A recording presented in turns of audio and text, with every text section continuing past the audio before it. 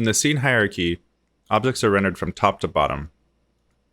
So if we duplicate this diamond, and let's add a new material to the second diamond. We'll make this diamond bright red. It's a blood diamond. So materials don't get applied to the model, but to the mesh.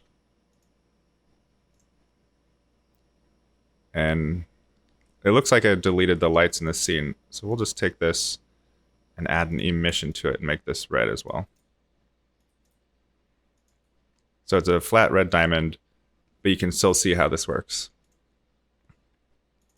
And I'll name this diamond red. So both diamonds are in the same spot, but diamond red is below the normal diamond, and so we only see the red diamond. And if we swap these two, now we only see the original diamond. That's because this is rendered first, the diamond that's red, and then the other diamond is rendered on top of it. And because they're in the same space, this second diamond is the only one visible.